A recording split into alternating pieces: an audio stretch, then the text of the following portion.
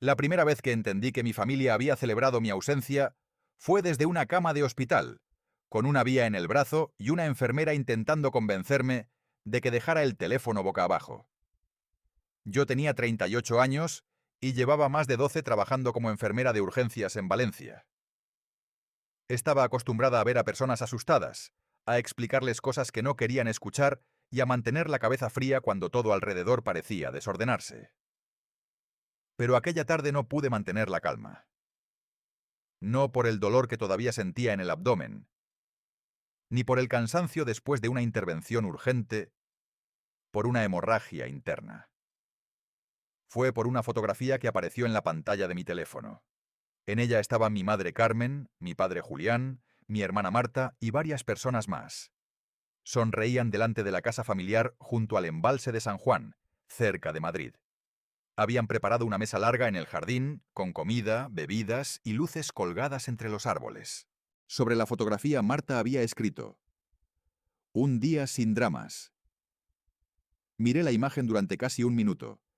Después volví a leer la frase. No había ningún mensaje preguntando cómo estaba. Ninguna llamada perdida de mi madre.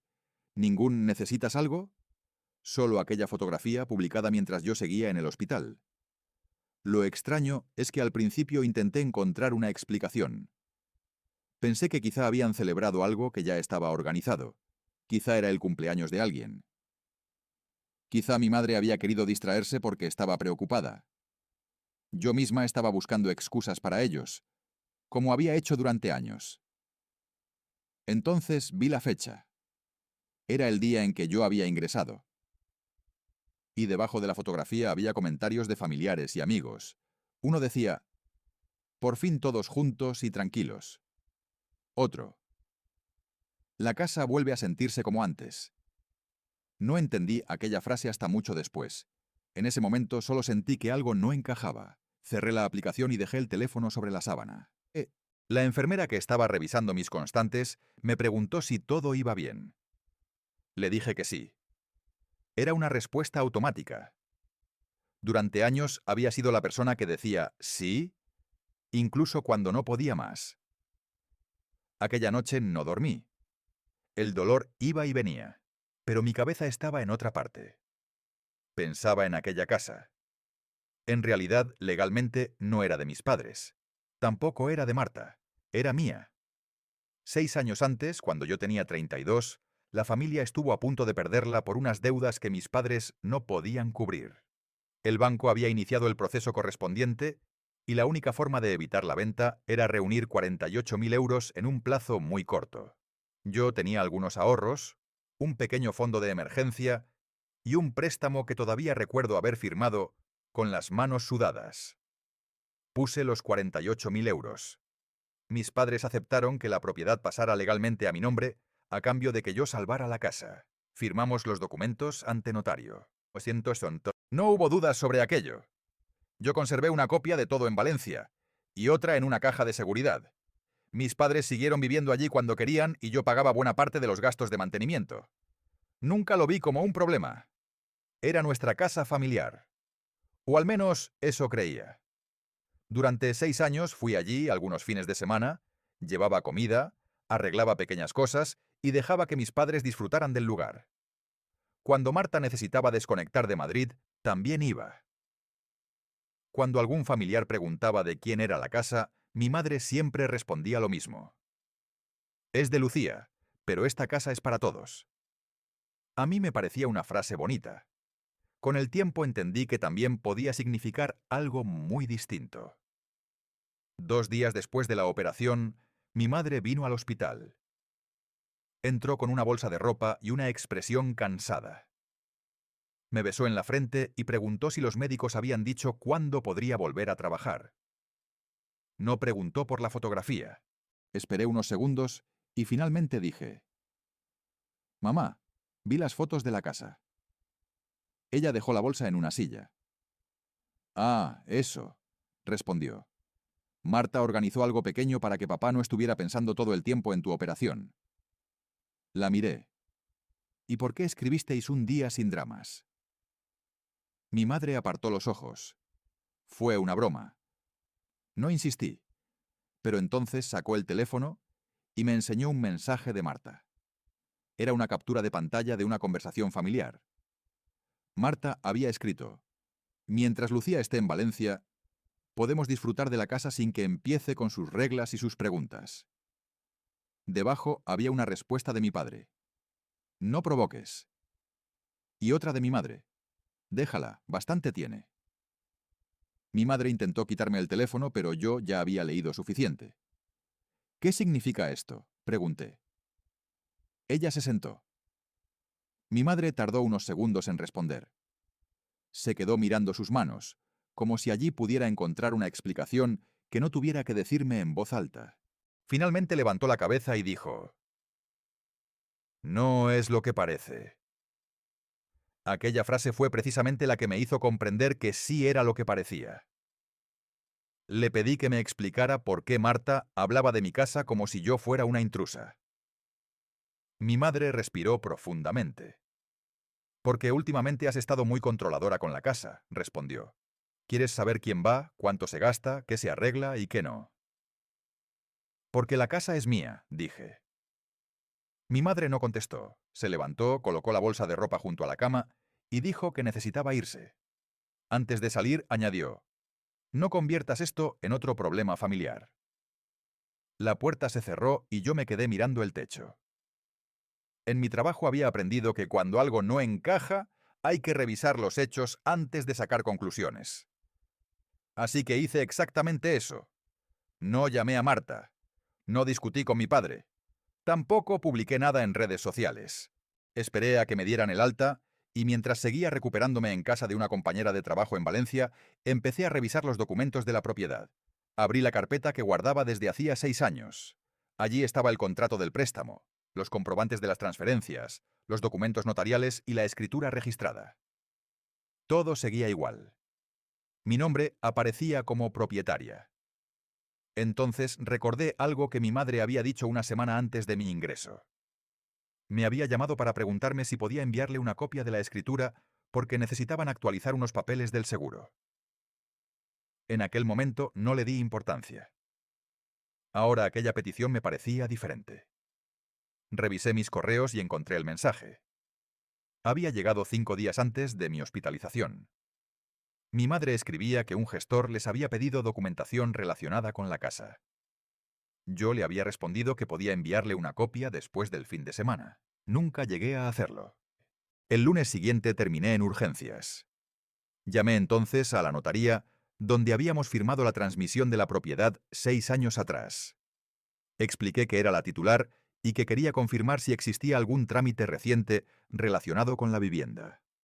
La persona que me atendió no podía darme detalles sin revisar el expediente, pero me confirmó algo importante.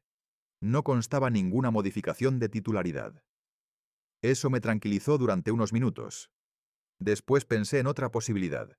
Quizá no estaban intentando quitarme legalmente la casa. Quizá estaban intentando hacer algo mucho más sencillo, conseguir que yo misma renunciara a ella. Cuando regresé a trabajar, todavía con restricciones médicas, llamé a mi padre. Contestó después de varios tonos. «¿Cómo estás?», preguntó. «Mejor. Quiero hablar de la casa». Hubo silencio. «Ahora no es buen momento», dijo. «Precisamente por eso quiero hablar ahora». Le pregunté por la celebración. Me dijo que Marta había organizado una comida porque necesitaban normalidad. Le pregunté entonces por qué habían estado hablando de mí. Mi padre respondió que yo estaba exagerando. «Lucía, llevamos años tratando de que esa casa siga siendo un lugar para todos. Tú apareces algunos fines de semana y luego decides quién puede entrar. No es justo». Le recordé que durante 6 años había pagado reparaciones, impuestos y varios gastos de mantenimiento. Él respondió algo que todavía recuerdo perfectamente. «Nadie te pidió que lo hicieras».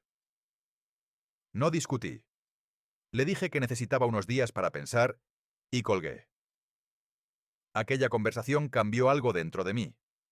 No porque mi padre hubiera admitido nada, sino porque por primera vez entendí que mi sacrificio familiar había sido convertido en una especie de deuda que ellos podían utilizar contra mí.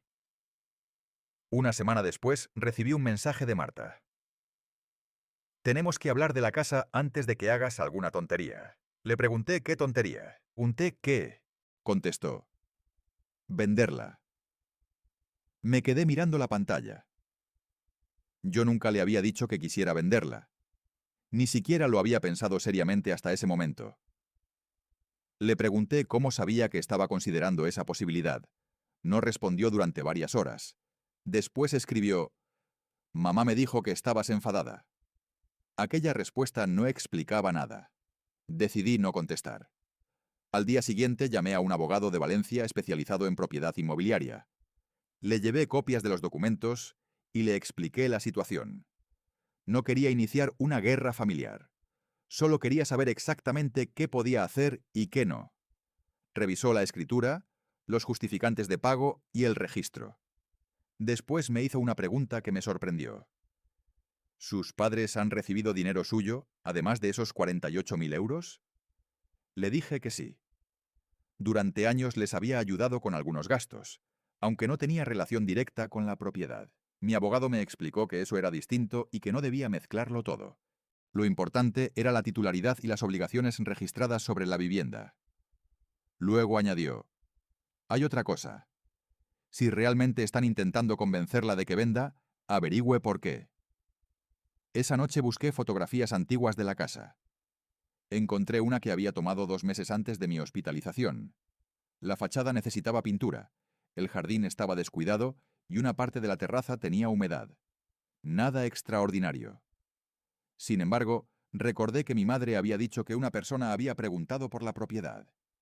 En aquel momento pensé que se refería a un vecino.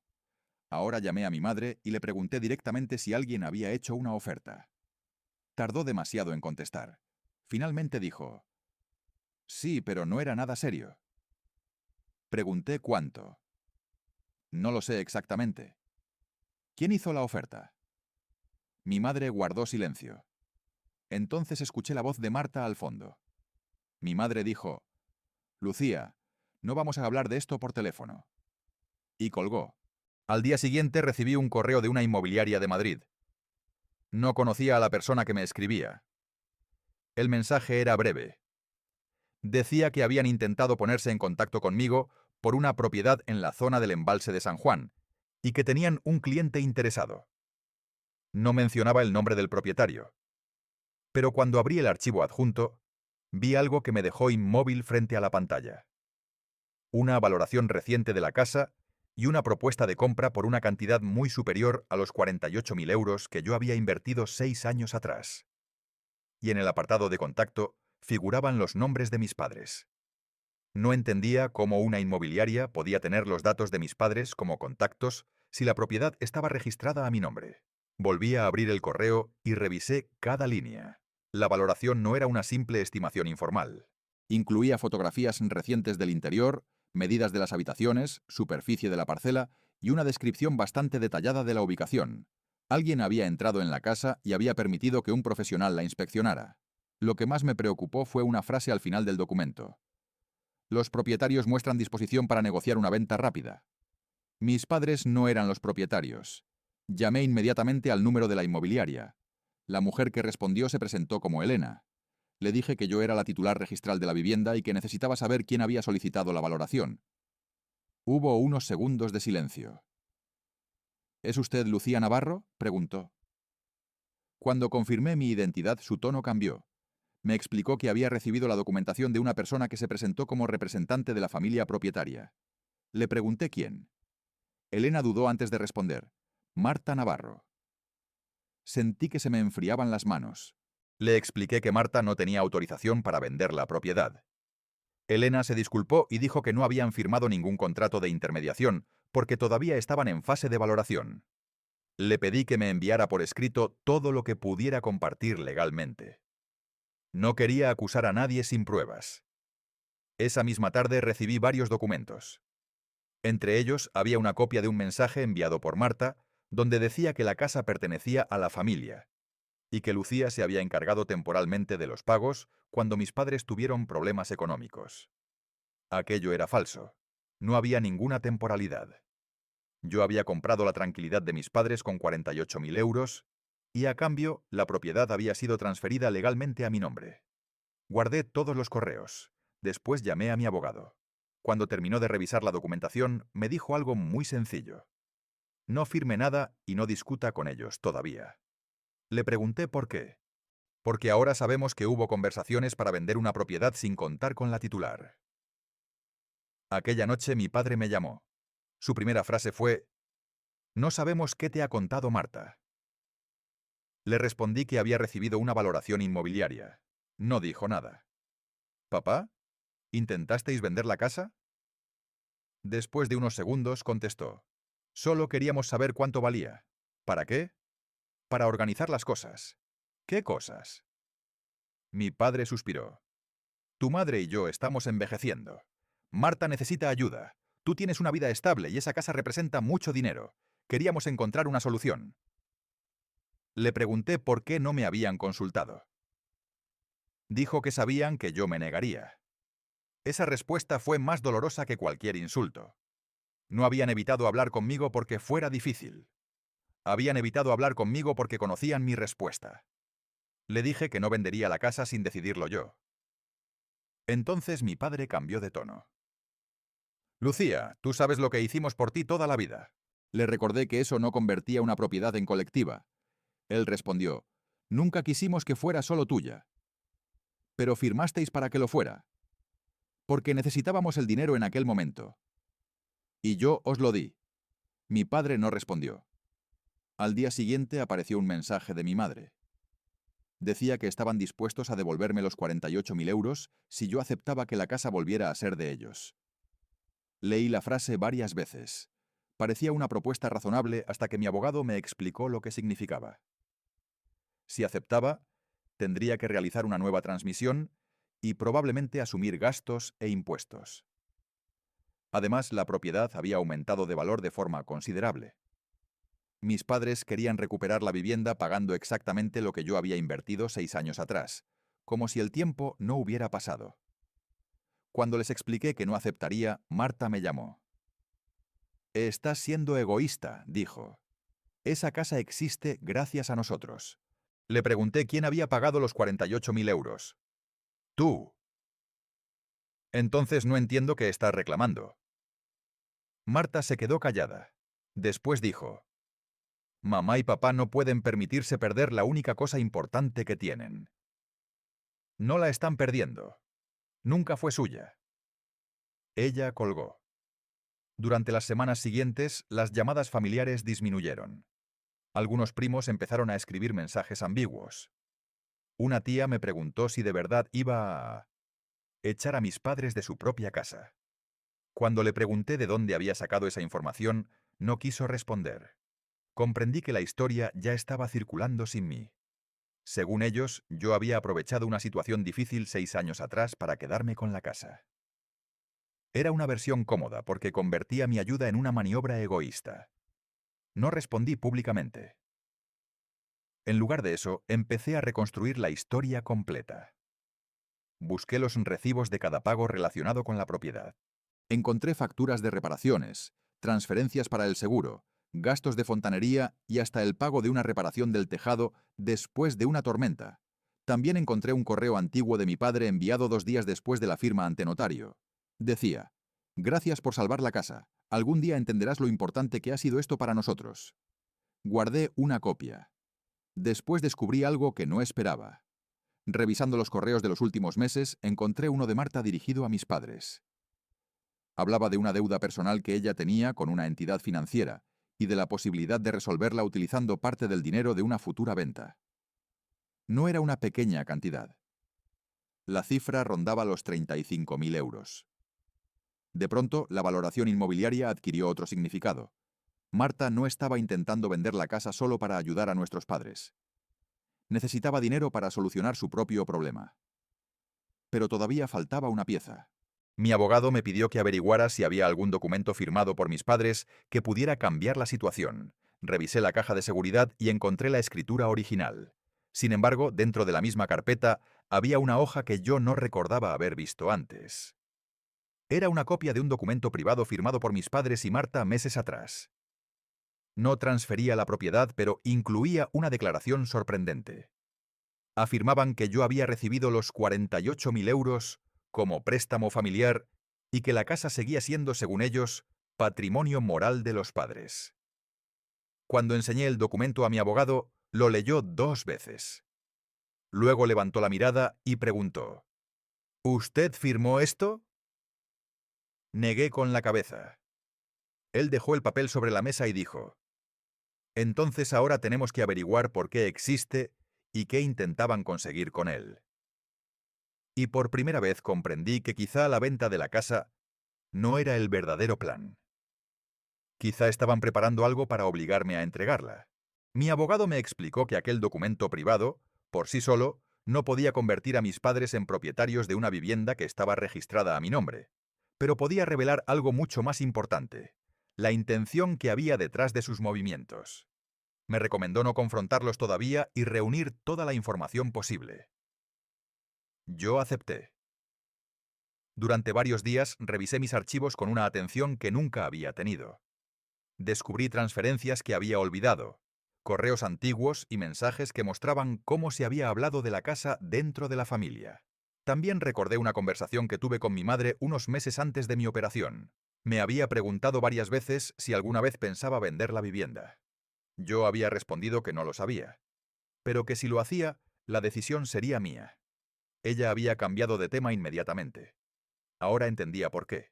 Mi abogado también me aconsejó pedir una nota simple actualizada del registro para comprobar que no existía ninguna carga o modificación reciente. El resultado confirmó que la propiedad seguía a mi nombre y que no había ninguna transmisión pendiente. Eso me dio cierta tranquilidad. Pero no quería quedarme solamente con la tranquilidad de un papel. Quería entender qué habían intentado hacer.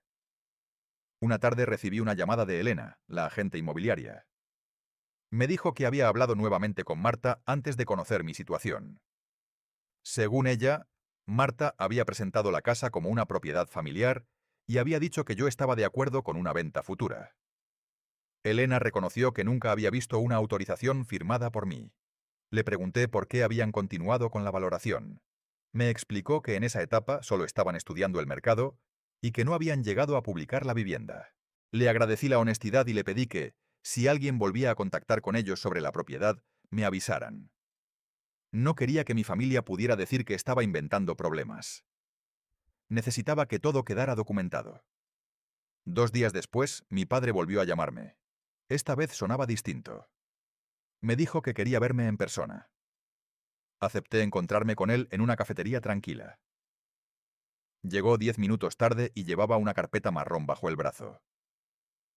Se sentó frente a mí y la dejó sobre la mesa. «Tu madre está muy dolida», dijo. Yo no respondí. Marta también está pasando por un momento complicado. Le pregunté directamente por el documento privado. Mi padre bajó la mirada. Eso fue una manera de proteger a la familia. ¿De qué? De que algún día decidieras vender la casa y nosotros nos quedáramos sin nada. Le pregunté por qué no me habían hablado de ese documento. Dijo que porque sabían que yo no lo aprobaría. Le recordé que habían firmado entre ellos algo sobre una propiedad que no les pertenecía. Mi padre respondió: «Nunca quisimos perjudicarte». «Entonces, ¿qué queríais hacer?». No contestó. Abrí la carpeta que había llevado y vi varias hojas. Eran cálculos de gastos, una valoración inmobiliaria y una lista de posibles compradores. Pregunté si habían intentado venderla de verdad. Mi padre dijo que todavía no. ¿Y esos compradores? Solo eran contactos. Le pregunté por Marta. ¿Necesita dinero? Mi padre apretó los labios. Finalmente admitió que Marta tenía una deuda importante y que había pedido ayuda. ¿Y decidisteis utilizar mi casa? Decidimos buscar una solución, respondió, con una propiedad que es mía. Mi padre se quedó callado. Después dijo algo que no esperaba. Tu madre y yo pensábamos devolverte el dinero. Le pregunté cuánto. Los 48.000. ¿Y qué pasaba con el resto del valor? Mi padre no respondió. La diferencia era enorme. La vivienda había aumentado considerablemente de valor durante esos 6 años. Ellos querían devolverme exactamente la cantidad que yo había invertido y quedarse con una propiedad cuyo precio de mercado era varias veces superior. Aquello ya no parecía una discusión familiar. Era una decisión financiera que habían tomado sin mí. Me levanté de la mesa y le dije que no iba a firmar ningún documento ni aceptar ningún acuerdo informal. Si querían hablar de la casa, tendría que hacerse por los canales adecuados. Mi padre se quedó sentado. Antes de irme dijo: «No puedes hacer esto a tu propia familia». Me giré y respondí: «No estoy haciendo nada contra vosotros. Estoy evitando que hagáis algo conmigo». Esa noche, al llegar a casa, encontré un mensaje de mi madre. Decía: «Si vendes la casa, tu padre y yo no tendremos dónde ir». Aquella frase me hizo detenerme. Durante unos minutos pensé en todo lo que podía perder mi familia si yo seguía adelante. Después recordé algo más importante. Nunca había amenazado con echarlos. Tampoco había decidido vender todavía. Eran ellos quienes habían convertido una propiedad familiar en una negociación secreta. Llamé a mi abogado y le conté lo sucedido. Me recomendó preparar una solución que no dependiera de la culpa ni del resentimiento. Si quería vender la casa, podía hacerlo. Si quería mantenerla, también. Pero si mis padres realmente necesitaban recuperar parte del dinero que habían invertido en la vivienda antes de que yo la comprara, debíamos determinar exactamente cuánto habían aportado ellos y cuánto había aportado yo. Así que hice una cosa que nunca había pensado hacer. Reconstruí las cuentas desde el principio. Revisé los pagos de mis padres, los míos, y las deudas que habían llevado a la posible pérdida de la propiedad. Descubrí que mis padres habían invertido una cantidad considerable durante los años anteriores. Pero también descubrí que las deudas que provocaron la venta habían superado ampliamente sus posibilidades. Los 48.000 euros que yo pagué habían evitado que la casa saliera a subasta. Sin ese dinero, ellos la habrían perdido. Entonces mi abogado me hizo una propuesta. Si quiere cerrar este capítulo sin quedarse con la sensación de haberles quitado nada, puede devolverles exactamente lo que puedan demostrar que aportaron de su bolsillo en los últimos años, pero no tiene obligación de entregarles el valor actual de la vivienda. La idea me acompañó durante varios días. Finalmente pedí a mis padres los justificantes de sus gastos reales. Mi madre respondió con una cifra aproximada. Mi padre envió algunos recibos. Cuando sumé todo, el resultado fue muy distinto de lo que esperaba. Ellos habían gastado menos de lo que me estaban reclamando. Pero todavía quedaba un problema. Marta había estado hablando con compradores, y según Elena, uno de ellos seguía interesado. Decidí entonces hacer algo que cambiaría por completo la situación. En lugar de discutir con mi familia sobre si la casa debía venderse, contacté personalmente con una inmobiliaria independiente y solicité una valoración oficial. Si finalmente vendía, quería hacerlo de forma transparente y al precio real de mercado. Y cuando recibí la primera valoración, entendí por qué Marta había tenido tanta prisa. La cifra era casi 5 veces superior a los 48.000 euros que yo había invertido 6 años atrás. La cifra de la valoración me dejó mirando la pantalla durante varios minutos. No porque me sorprendiera que la casa hubiera aumentado de valor, sino porque por primera vez podía entender la prisa de Marta. La vivienda estaba en una zona que había ganado mucho interés durante los últimos años, y la cercanía al embalse hacía que las propiedades con parcela tuvieran una demanda considerable. La diferencia entre lo que yo había pagado para salvarla y su valor actual era enorme. Comprendí entonces que, para mi hermana, aquella casa no era un recuerdo familiar. Era una cantidad de dinero capaz de resolver sus problemas de una sola vez. Pero todavía necesitaba saber hasta dónde habían llegado. Le pedí a Elena que me informara de cualquier contacto que hubiera recibido sobre la propiedad. Me explicó que una familia de Madrid había preguntado varias veces y que estaban dispuestos a presentar una oferta formal si el propietario real estaba interesado. Le dije que todavía no había tomado una decisión. Aquella misma noche llamé a mis padres. Les dije que ya tenía una valoración independiente y que sabía cuánto valía realmente la casa. Mi madre guardó silencio. Mi padre preguntó cuánto. Se lo dije. La respuesta llegó inmediatamente. Eso es demasiado. Le pregunté qué quería decir. que no puedes pensar solo en el dinero. Le respondí que precisamente por eso llevaba 6 años intentando mantener la casa en buenas condiciones. Mi padre dijo que la familia necesitaba ese lugar. Entonces, ¿por qué intentasteis venderlo? No contestó. Mi madre tomó el teléfono y dijo, porque necesitábamos solucionar algo. ¿El problema de Marta? Otra pausa. No es solo Marta. Le pregunté qué más había.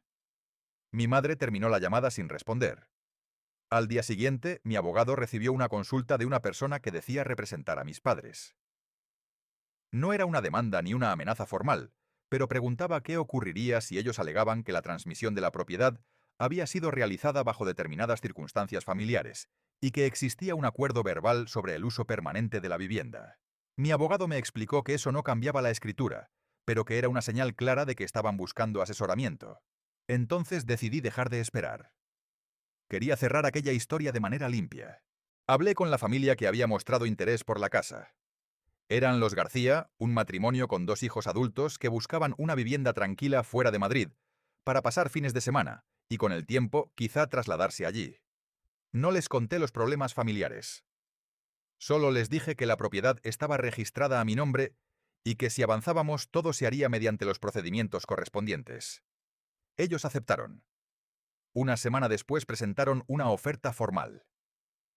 Era ligeramente inferior a la valoración, pero razonable. La estudié con calma. Mi primera reacción fue pensar en mis padres sentados en aquella terraza, en las comidas de verano y en las fotografías de cuando Marta y yo éramos niñas. Después pensé en la fotografía que habían publicado mientras yo estaba hospitalizada. Un día sin dramas. No quería convertir la venta en una venganza. Quería que fuera una decisión. Acepté negociar. Cuando mi familia descubrió que había una oferta real, la situación cambió inmediatamente. Marta me llamó varias veces. No contesté. Luego envió un mensaje. Si vendes, no vuelvas a llamarnos. Leí el mensaje y lo guardé. Mi madre también escribió. Tu padre no está bien. No puedes hacerle esto. Esta vez respondí. Nunca he querido hacerle daño a papá. Pero tampoco voy a entregar una propiedad que está legalmente a mi nombre porque vosotros decidisteis que debía serviros para resolver otros problemas. Mi madre contestó. Eres nuestra hija. Yo escribí. Precisamente por eso esperaba que pudierais hablar conmigo antes de tomar decisiones sobre mi vida. No hubo respuesta. El proceso de venta avanzó. Mi abogado revisó el contrato y se aseguró de que todo estuviera correctamente documentado. La familia García hizo las comprobaciones necesarias y aceptó las condiciones.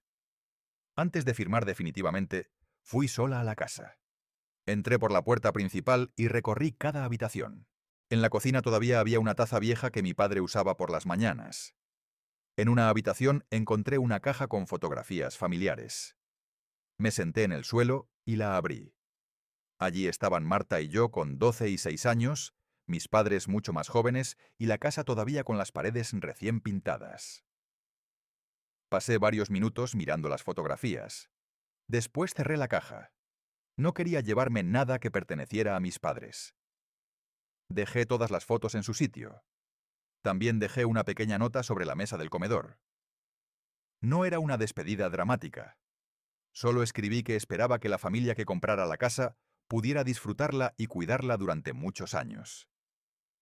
El día de la firma, la operación se completó sin problemas. El dinero llegó a mi cuenta según lo acordado. Después de pagar los gastos correspondientes, hice algo que nadie me había pedido. Calculé exactamente cuánto dinero habían aportado mis padres a la propiedad después de que yo me convirtiera en titular y cuánto habían gastado antes de la transmisión. Separé las cantidades que podían demostrar con documentos. Luego transferí a mis padres una suma que representaba sus aportaciones reales y algunos gastos que consideré justo reconocer. No eran 48.000 euros. Era una cantidad mucho menor, pero suficiente para demostrar que no quería quedarme con nada que razonablemente pudiera considerarse suyo. En el concepto de la transferencia escribí: devolución de aportaciones documentadas a la vivienda. Después llamé a mi padre. El dinero está en vuestra cuenta, le dije. No tienes que devolverme nada. Él tardó en responder. ¿Has vendido la casa? Sí. Entonces ya no tenemos nada. Le dije que todavía tenían una familia, pero que la relación tendría que cambiar. Mi padre empezó a decir algo, pero se detuvo. Finalmente preguntó: ¿por qué nos has dado ese dinero? Le expliqué que porque no quería que el final de la historia fuera que yo había ganado y ellos habían perdido. Quería que cada uno se quedara con lo que realmente le correspondía. Él respondió: Marta dice que te quedaste con todo. Cerré los ojos. Papá, ¿quieres saber lo que realmente pasó? Hubo silencio. Sí, dijo. Entonces le dije que había guardado todos los documentos, todos los mensajes y todos los correos. Le expliqué que no pensaba publicarlos en Internet ni utilizarlos para humillar a nadie. Pero había decidido reunir a la familia una última vez. Mi madre organizaba cada verano una comida familiar. Y aquella vez sería en un restaurante de Madrid. Yo le pedí que no cancelara la reunión. Quería hablar delante de todos. No para vengarme. Solo porque durante semanas habían contado una versión de la historia en la que yo aparecía como la hija que había robado la casa a sus padres. Y yo ya no estaba dispuesta a aceptar ese relato en silencio. 2 días antes de la comida, Marta me envió un último mensaje. Si vas a hablar de la casa, recuerda que todos tenemos cosas que contar. Respondí solamente: por eso quiero que estemos todos. No sabía qué iba a decir ella. Pero por primera vez desde que todo había comenzado, no tenía miedo de escucharla. La comida familiar fue un sábado al mediodía en un restaurante de Madrid. Llegué 10 minutos antes que los demás y pedí una mesa donde pudiéramos hablar sin tener que levantar la voz. Mi madre ya estaba allí cuando entré. Me miró durante unos segundos y después se acercó para abrazarme. Yo acepté el abrazo, pero no dije nada. Mi padre llegó detrás de ella. Parecía más cansado que la última vez que lo había visto. Marta apareció unos minutos después y se sentó frente a mí. Durante los primeros 20 minutos nadie mencionó la casa. Hablaron del trabajo, del tiempo y de cosas pequeñas que normalmente llenaban nuestros silencios. Finalmente mi madre dejó el tenedor sobre el plato y dijo: Bueno, Lucía quería hablar. Saqué una carpeta de mi bolso y la puse sobre la mesa.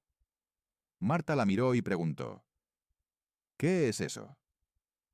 Los documentos de la casa. Mi padre bajó la mirada. Yo expliqué que no había llevado aquello para discutir, sino para aclarar lo que había sucedido. Empecé por el principio. Dije que 6 años atrás había pagado 48.000 euros para evitar que la propiedad se perdiera por las deudas familiares. Recordé que después de la operación se había firmado la transmisión legal y que desde entonces yo figuraba como propietaria. No hablé de sentimientos, solo de fechas, documentos y cantidades. Después puse sobre la mesa una copia de la escritura. Mi madre la miró sin tocarla. Marta dijo: Eso no cuenta toda la historia. Por eso he traído más cosas. Saqué los comprobantes de las transferencias y varias facturas. También puse la nota del registro actualizada. Mi padre preguntó: ¿para qué necesitas demostrarlo? Le respondí: porque durante semanas algunas personas de la familia han escuchado que yo me quedé con la casa aprovechándome de vosotros. Mi madre dijo: nadie ha dicho eso exactamente. Entonces saqué una captura de un mensaje enviado por una de mis tías. No mencioné su nombre. El mensaje decía que era una vergüenza que una hija pudiera echar a sus padres de la casa que ellos habían mantenido toda la vida. Mi madre cerró los ojos. Marta se movió incómoda en la silla. Le pregunté si ella había contado esa versión. Yo expliqué lo que pasó, respondió. ¿Que la casa era de la familia? Sí. ¿Y dijiste que yo había pagado los 48.000 euros? Ella no respondió. ¿Dijiste que yo pagué durante 6 años muchos de los gastos de mantenimiento? Silencio. Entonces saqué la valoración inmobiliaria y expliqué que había vendido la propiedad por una cantidad acorde con el mercado. No dije el precio exacto al principio. Solo expliqué que después de pagar impuestos, gastos y obligaciones, había separado una cantidad para mis padres basada en sus aportaciones documentadas. Mi padre preguntó cuánto les había transferido. Se lo dije. Mi madre se sorprendió. ¿Por qué hiciste eso? Porque quiero cerrar esta historia sabiendo que no me quedé con nada que pudiera considerar razonablemente vuestro. Marta soltó una risa breve. ¡Qué generosa! La miré. ¿Quieres hablar de lo que ocurrió? Ella cruzó los brazos. Claro. Entonces le pregunté por qué había contactado con la inmobiliaria. Marta respondió que solo quería conocer el valor de la casa. Le mostré el correo donde se presentaba como representante de la familia y afirmaba que yo estaba de acuerdo con una venta. Ella dijo que no recordaba exactamente haber escrito eso. Después mostré la valoración. Luego el documento privado firmado por ella y mis padres, donde afirmaban que los 48.000 euros eran un préstamo familiar y que la casa pertenecía moralmente a nuestros padres. Mi padre levantó la cabeza. ¿Eso qué significa? Marta dijo que era solo una forma de dejar constancia de que yo debía tener en cuenta a la familia. Le pregunté si yo había firmado. No. Entonces, ¿por qué estaba redactado como si existiera un acuerdo? No respondió. Mi madre empezó a llorar en silencio. Mi padre tomó la hoja y la leyó lentamente. Después miró a Marta. ¿Por qué hiciste esto? Marta finalmente habló con una voz mucho más baja. Dijo que tenía una deuda de 35.000 euros y que no sabía cómo solucionarla. También dijo que había recibido presión de una persona con la que tenía un problema económico y que pensó que vender la casa podía resolverlo. Mi padre preguntó, ¿y por eso querías que Lucía perdiera su casa? Marta negó con la cabeza. Pensaba que ella podía comprarse otra cosa. La frase quedó sobre la mesa. Mi madre la miró como si acabara de escuchar algo que no podía aceptar. Yo pregunté, ¿y cuando yo estaba en el hospital? Marta bajó la mirada. ¿Qué pasa con la fiesta? Ella tardó en contestar. Finalmente dijo que necesitaba distraerse y que mamá y papá también estaban muy tensos. Le pregunté por la frase, un día sin dramas. Marta dijo que era una broma. Entonces puse mi teléfono sobre la mesa y mostré la conversación donde ella había escrito que podían disfrutar de la casa mientras yo estuviera lejos, y que así no tendría que escuchar mis reglas. Mi padre se quedó inmóvil. Mi madre se cubrió la boca con una mano. Marta intentó decir que había sido un comentario impulsivo. Yo asentí. Puede ser, pero fue suficiente para que yo entendiera algo que no había querido ver. No grité. No insulté a nadie. Simplemente expliqué que durante años había confundido ser útil con ser querida. Había pagado cosas porque podía. Había arreglado problemas porque sabía cómo hacerlo. Había aceptado que todos llamaran cuando necesitaban algo. Y había pensado que eso significaba que nuestra familia estaba unida. La realidad era que algunos habían aprendido a contar con mi sacrificio como si fuera una obligación. Mi padre comenzó a hablar. Dijo que él también tenía parte de culpa. Admitió que sabía que Marta estaba buscando una manera de conseguir dinero y que él había aceptado escuchar propuestas de venta porque temía que su hija tuviera problemas. Mi madre reconoció que había permitido que Marta usara la casa y que había ocultado algunas conversaciones para evitar conflictos. Entonces entendí que el problema no era solamente Marta. Mi hermana había iniciado la idea, pero mis padres habían decidido acompañarla, y eso significaba que la herida no podía solucionarse culpando a una sola persona. La comida terminó en silencio. Nadie pidió postre. Antes de levantarnos, mi madre me preguntó si algún día volvería a hablar con ellos como antes. Miré a mis padres y luego a Marta. Como antes, no, respondí. Pero quizá algún día podamos hablar de otra manera. Salí del restaurante sin saber si había hecho lo correcto.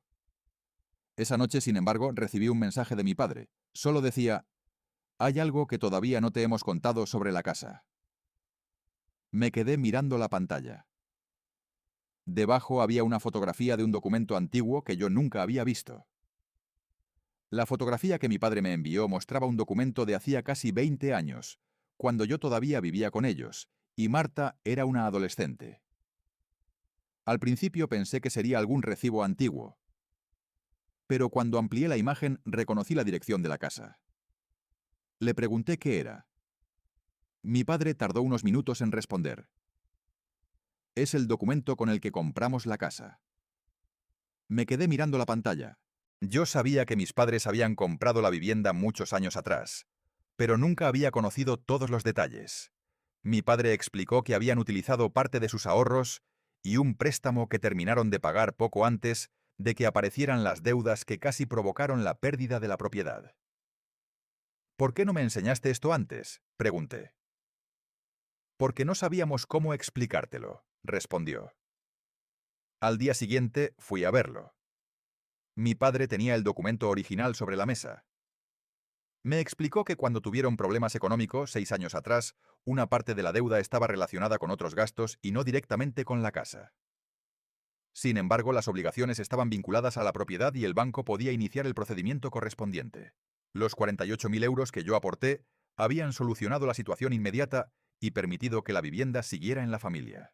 Mi padre reconoció que después de la transmisión, él y mi madre habían comenzado a pensar que algún día yo devolvería la casa a la familia. Nunca lo habían hablado conmigo porque asumieron que era algo natural. Esa fue quizás la parte más difícil de aceptar. No habían creado un plan secreto perfecto. Habían dejado que una expectativa se convirtiera poco a poco en una exigencia. Marta había llevado esa exigencia mucho más lejos, porque necesitaba dinero, pero mis padres habían creado el terreno para que pudiera hacerlo. Le dije a mi padre que entendía que la casa tuviera una historia anterior a mí. También entendía que ellos hubieran trabajado para comprarla y mantenerla. Pero una historia no anulaba una escritura, ni convertía mis sacrificios posteriores en algo invisible. Mi padre asintió. Ahora lo entiendo, dijo. No supe si realmente lo entendía, pero ya no necesitaba convencerlo. Había vendido la casa. La familia García completó la compra y unas semanas después recibí una fotografía de ellos en el jardín. No la publicaron con ninguna frase provocadora. Solo escribieron: «Gracias por confiar en nosotros». La guardé. Para mí fue suficiente. Mis padres utilizaron el dinero que les transferí para mudarse a un apartamento más pequeño en Madrid. No era la casa junto al embalse, pero estaba cerca de médicos, transporte y servicios que podían necesitar con el tiempo. Al principio mi madre me llamaba casi todos los días. Después fueron pasando semanas entre una llamada y otra. Algunas conversaciones eran incómodas. Otras eran sorprendentemente normales. Mi padre empezó a hablarme de sus plantas, de las reparaciones del apartamento y de los vecinos. Una tarde me preguntó si quería ir a tomar café. Acepté. Nos sentamos en una cafetería cerca de su nueva casa. Me dijo que había guardado una copia de la transferencia que yo les había hecho. No era necesario, le dije. Para mí sí, respondió. Porque durante mucho tiempo pensé que tú nos debías algo. Ahora sé que era al revés. No respondí inmediatamente. Miré por la ventana y después le dije que no quería que nuestra relación se construyera alrededor de una cuenta pendiente. Él dijo que tampoco. Con Marta fue diferente. Durante meses no hablamos. Finalmente recibí una carta suya. No era larga.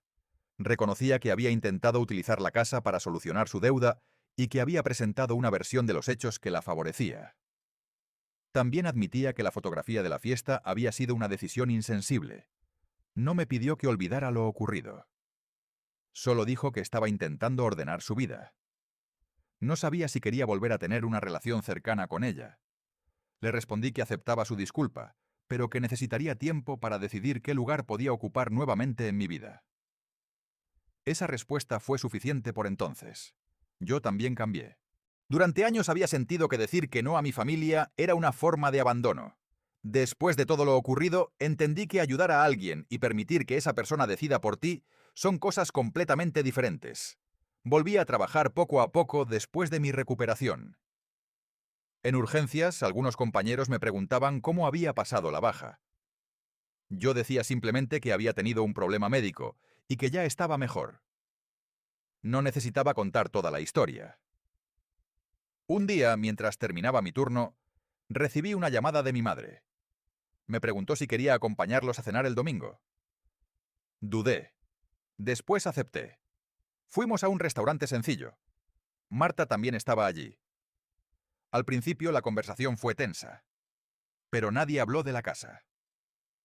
Después de cenar, mi madre me preguntó si alguna vez había lamentado venderla. Pensé en la pregunta antes de responder. Sí, dije. A veces echo de menos la casa. Mi madre bajó la mirada. ¿Y te arrepientes de haberla vendido? Negué con la cabeza. No. Era la respuesta más honesta que podía darle. Yo no había vendido una casa para castigar a mi familia. Había vendido una propiedad que era mía después de descubrir que las personas en las que confiaba habían tomado decisiones sobre ella sin contar conmigo. También había devuelto a mis padres lo que realmente podían demostrar que habían aportado. No había ganado una batalla.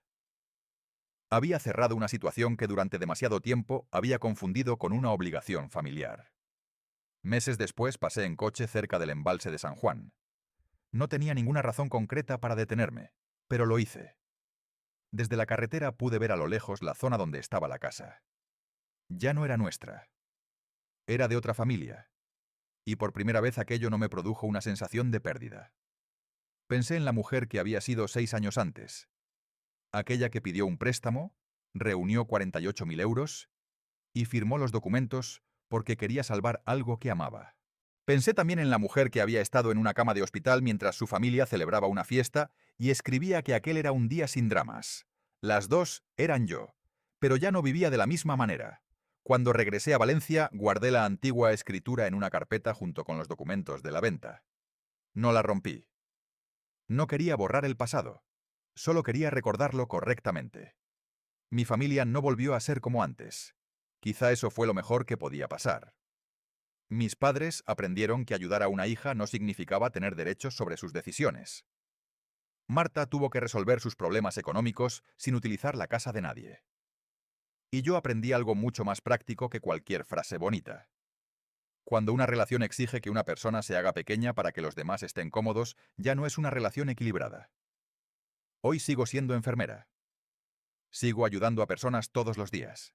Pero cuando alguien me pide algo que no puedo dar, ya no siento la necesidad de justificarme durante media hora. Digo que no cuando es necesario. Y cuando digo que sí, sé que lo hago porque quiero, no porque tenga miedo de que dejen de quererme. A veces todavía pienso en aquella fotografía de la fiesta. Antes me dolía verla.